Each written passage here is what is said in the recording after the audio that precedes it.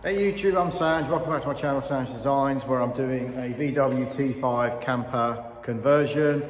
This video I'm focusing on security, and I'm going to be installing the Nextbase 422GW in the transporter, showing you how to do it. Also going to be doing a bit of a test and a bit of a review, so stay tuned.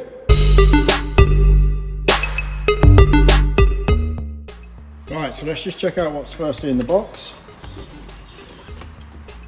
So, sticker, quick user guide, just using information instruction. Obviously the dash cam, so it's a nice size, fairly small, fairly compact.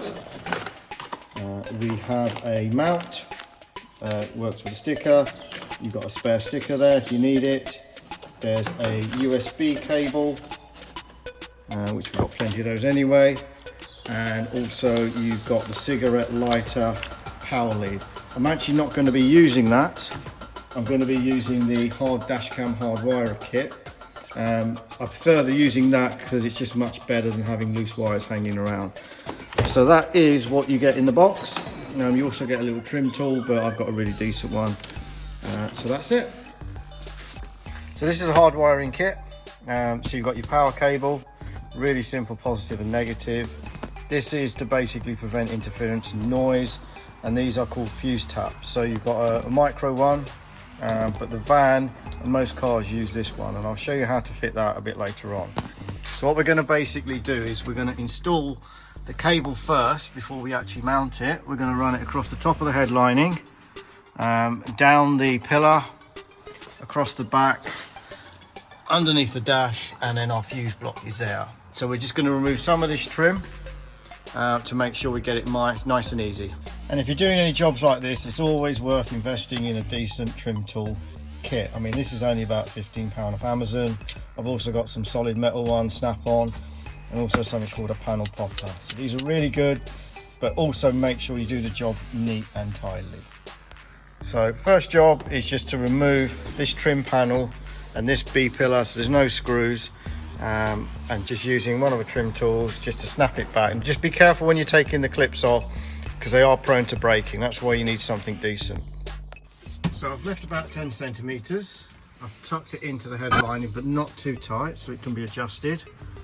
I've tacked it into the existing loom, fed it all the way down, all the way through the pillar, underneath the dash. You've got your fuse box there. So for a VW, just turn the screw, this pops out,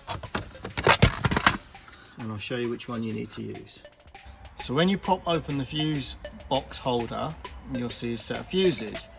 So within the actual tray, hopefully if you've still got yours, you'll have a fuse card. Now that one is actually at the front side of the engine, and then you've got another one. So you'll see one side here, and that says basic, so that's your top section there, as you can see, and then the other side of the card is optional. So you see things like heated seats, you'll see things like window washers, so all these things are optional. So what you're looking for with a dash cam is something called a switch live. So what I've got is a simple pen tester here, and that's just earth to the body, and you'll see some of them actually are constant 12. That's no good to us, but this one here, nothing happens. When I switch the ignition on, sorry, when I switch it on, not the actual ignition, but when I switch on to the first section, we get power. Now looking at the little chart, that tells me that that is the electric windows. So if I pop the fuse out, the windows won't work, which definitely means that is the right one. So what I'm going to do now is I'm going to use a tap fuse to go into the actual dash cam wiring loom.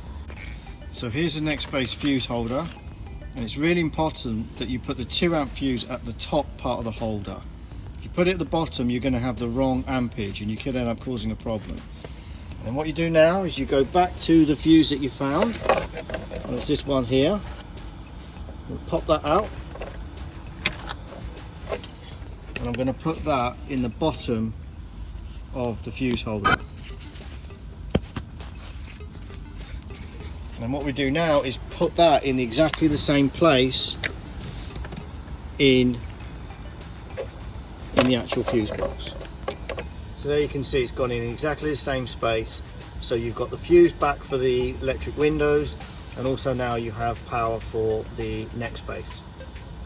So next thing you need to do is actually find an earth. And probably most vehicles have got so much sound deadening, it's difficult to get somewhere on the body. So what I've actually found is a section here. So I've put a crimp here, a black cable, run it down here, and at the moment I've just got it on a Scotch block. I'm going to put a proper bus bar later on. So the negative side from the loom goes into the negative side, and as before, the positive side sits neatly in that fuse holder. So all we need to do now is start it up and see if it works. Okay, so I've connected the power lead to the dashcam mount, which is perfect, and let's switch it on. Give it a second. There we go, working. Perfect. So all we need to do now is decide where we want it to go, and then give the glass a good clean. Just use some cleaner, make sure there's no dirt or grease, take off the pad, and then stick it on there. Perfect. So that's now mounted. Happy with that. And then what I'll just do is just tuck the wires up, make them a bit neater. And that's one job done. So something you can do yourself. You don't need to pay Halfords or anyone else like that. Just make sure you've got a good connection and test it. So I've set up all the app and it's working really well. So that is a dash cam installed. It's got some pretty cool features. If it does a screenshot, you can play back some of those that you've stored. If you also go back, if you want to save a footage, you just touch that button there, and that automatically locks that imagery. You've got different settings, so you can switch the video settings, 1080p, 144. You can connect other apps. You've got recording history, parking mode, so it can stay on when you're parking, different dates and format. You can switch the sounds off, you can have different things. So it's a really, really good camera. So another really good feature is the app. So once you've downloaded the app, you can connect it to the dash cam. And once it's connected, then you can basically view the images, you can store the images, you can see that those journeys that you've had, you've got telemetry, so where you've actually gone, speed, etc. So really, really clever bit of kit, and certainly something that's moved a long way since I had my first dash cam. So that is the Nextbase 422GW installed, fitted and tested, and I'll probably give it 5 stars. I'm really happy with it. I think it's a really good dash cam, not bad for the price, and easy to fit, something you can do yourself. So why not give it a go? Anyway guys, thanks for watching. Hope you enjoyed that video. Don't forget to like, comment and subscribe, and we'll see you next time.